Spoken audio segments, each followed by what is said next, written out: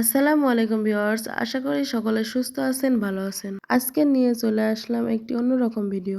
দেখেই বুঝতে পারছেন যে কি বিষয় নিয়ে আজকে ভিডিওটি। হ্যাঁ বন্ধুরা, আজকে আর্নাবদের জন্য কিছু স্ন্যাক্স বানাবো। এই শীতকালে বিভিন্ন ধরনের সবজি পাওয়া যায়। হাতের কাছে যেগুলো ছিল সেগুলো দিয়ে আজকের স্ন্যাক্সটি তৈরি হবে। তো চলুন দেরি না করে শুরু করা যাক। প্রথমেই সকল উপাদানগুলো কুচি কুচি করে কেটে নিব। তারপরে পরিমাণ মতো লবণ, হলুদের গুঁড়া, ঝালের গুঁড়া, জিরার গুঁড়া, ধনিয়া গুঁড়া আর অল্প একটু মাংসের মশলা দিয়ে আর বাকি উপকরণগুলো দিয়ে মিক্সড করে নিব। আর এখানে আমি এক টুকরো মুরগির মাংস আগে থেকেই ঝাল, হলুদ, লবণ দিয়ে ভেজে রেখেছিলাম। তারপর কুচি কুচি করে কেটে এর ভিতরে দিয়ে দিব। তারপর এগুলো আবার ভালো করে মিক্সড করে নিব। এবার চুলায় একটি কড়াই বসায় কড়াইটি ভালো করে গরম করে নিতে হবে। কড়াইটি গরম হয়ে গেলে এতে অল্প করে তেল দিয়ে কড়াই ভালোভাবে লাগায়ে নিতে হবে। এবার সবজি আর মাংসের মিশ্রণের যে ব্যাটারটি তৈরি করে রেখেছিলাম তা কড়াইয়ে দিয়ে দিতে হবে। তারপর হাতের চামচটি দিয়ে সুন্দর করে গোল করে নিতে হবে। তারপর ঢাকনা দিয়ে কিছুক্ষণ রেখে দিতে হবে। কিছুক্ষণ পর ঢাকনা সরায়ে এটি উল্টাই দিতে হবে। উল্টানোর পর দেখুন এই পিঠটা এমন হবে, তারপরে আবারও উল্টাই দিতে হবে। এভাবে স্ন্যাক্সটি কয়েকবার উল্টানোর পরে যখন দেখবেন একটু লাল লাল হয়ে গিয়েছে, তখন এটি পাটিসাপটা পিঠার মতো করে তুলে নিতে হবে।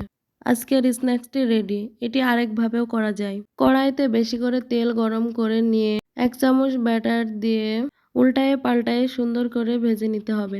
এটির কালারটি একটু গাঢ় লাল লাল হলে এটি উঠায়ে নিতে হবে। আমি আবারও আরেকটি করে দেখাচ্ছি। সবজি এবং মাংসের ব্যাটারটি আবারও দিয়ে দিলাম কড়াইতে। এবারও আমি সেম ভাবে ভেজে উঠায়ে নিচ্ছি। তাহলেই হয়ে গেল আমাদের দ্বিতীয় রেসিপিটি। এবার 3 নম্বর রেসিপিটি দেখুন। প্রথমের ওই প্রসেসেই তৈরি করতে হবে। তারপরে এপিঠ-ওপিঠ ভালো করে ভেজে নিয়ে এটা 4 পিস করে কেটে নিতে হবে। 4 পিস করে কেটে নেওয়ার পরে 1 পিস আবারও সেই তেলের ভিতরে ভালো করে ভাজতে হবে। এটাও সেম ভাবে ভাজতে হবে। একটু লাল লাল হয়ে গেলে উঠায়ে নিতে হবে। তাহলে হয়ে যাবে আমাদের আজকে 3 প্রকারের স্ন্যাক্স।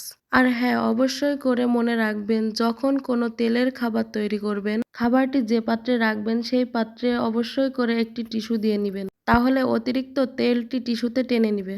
চলুন এবার নিয়ে যাই তাদের কাছে, তাদের রিয়াকশনটি দেখি। আর্নাব তো প্রথমে দেখেই দৌড়াতে দৌড়াতে চলে এসেছে। সন্ধ্যায় এরকম স্ন্যাক্স দিলে সে খুব খুশি হয়। আর আর্নাবের আব্বু খাবার দেখে উঠে বসে পড়েছে। প্রথমে আর্নাবকে দিয়ে টেস্ট করাইলাম। সে তো খেয়ে আগে লাইক দিয়ে দিল। এবার দেখা যাক আর্নাবের আব্বু কি বলে। হ্যাঁ, সম্পূর্ণ আলাদা কিন্তু সুন্দর।